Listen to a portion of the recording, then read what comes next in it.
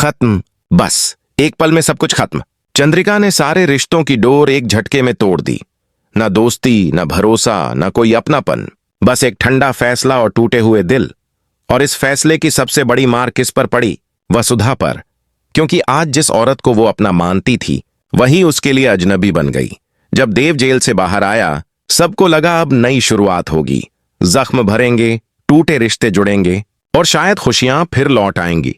लेकिन किसे पता था कि किस्मत कुछ और ही लिख चुकी है। देव के बाहर आते ही चंद्रिका के चेहरे पर सुकून नहीं बल्कि गुस्से की चिंगारियां थीं। और तभी उसने कहा वो बात जिसने सबका दिल हिला दिया।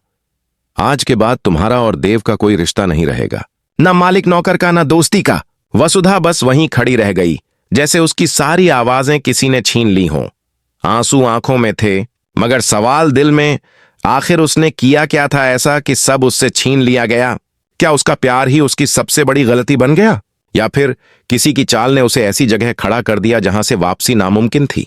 लेकिन चंद्रिका को किसी जवाब की परवाह नहीं थी।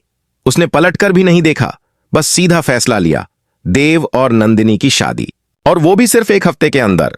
सोचिए, जिस देव ने कभी वसुधा के बिना एक पल की कल्पना नहीं की थी, अब वही किसी और से शादी करने जा रहा है, वो भी मजबूरी में। वसुधा टूट चुकी थी। बार बार उसके कानों में वही शब्द गूंज रहे थे, देव से बात करने की कोशिश मत करना, उसके पास मत जाना, उसे भूल जाओ।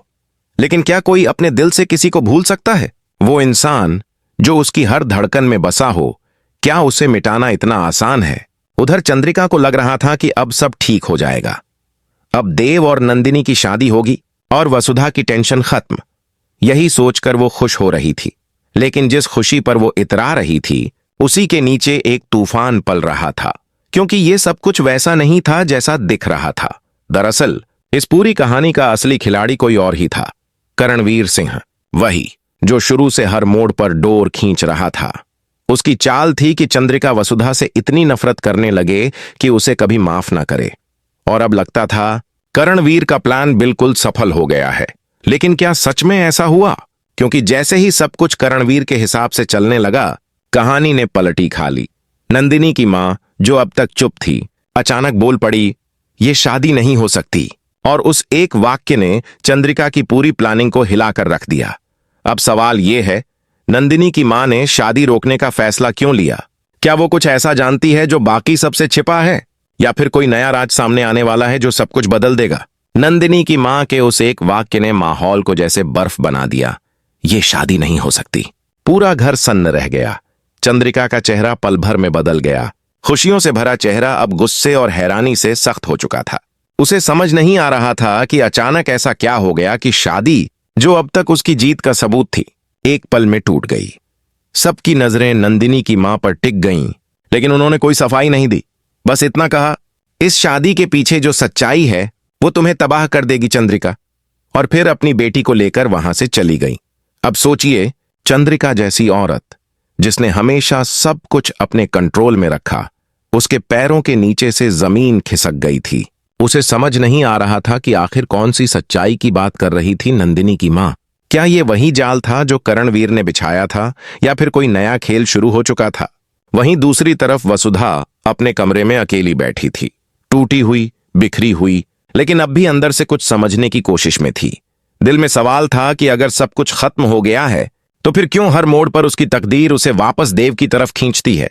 उसने सब कुछ खो दिया था, इज्जत, भरोसा और अब शायद प्यार भी।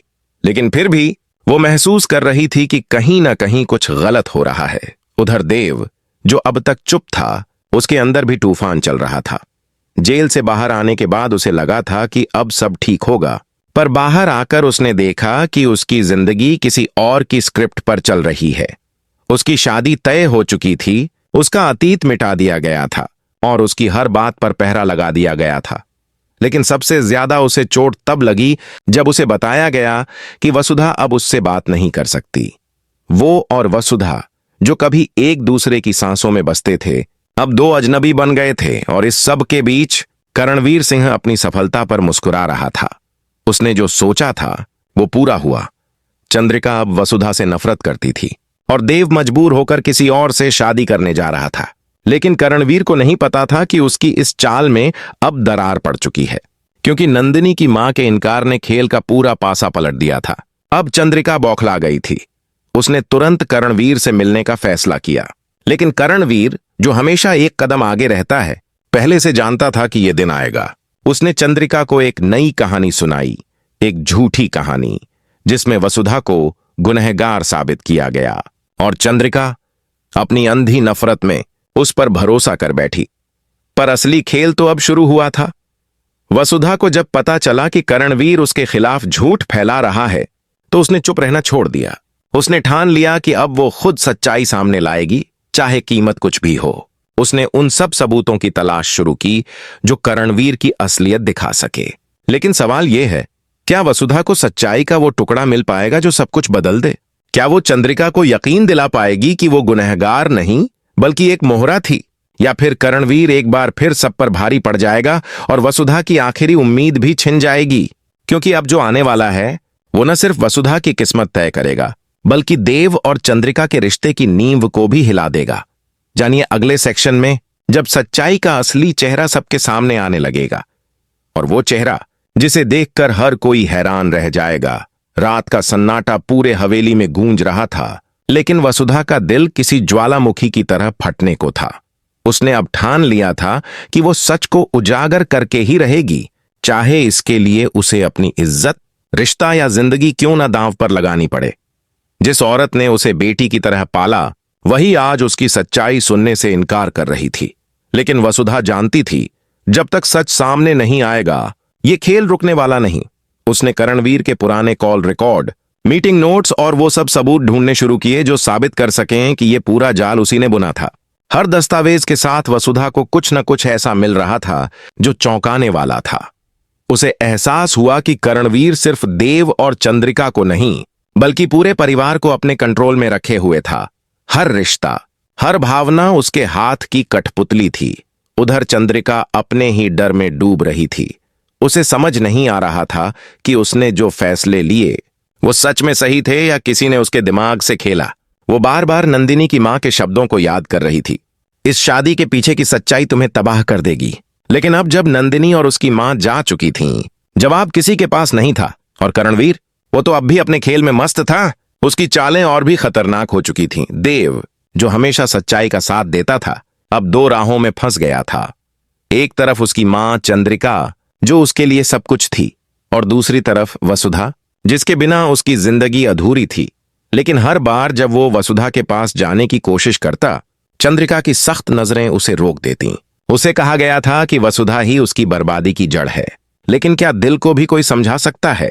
वो अब भी उसी वसुधा की धड़कनें सुनता था, वही एहसास महसूस करता था जो कभी दोनों के बीच था। और तभी वसुधा को एक ऐसा सबूत मिलता है जिसने सब कुछ हिला दिया।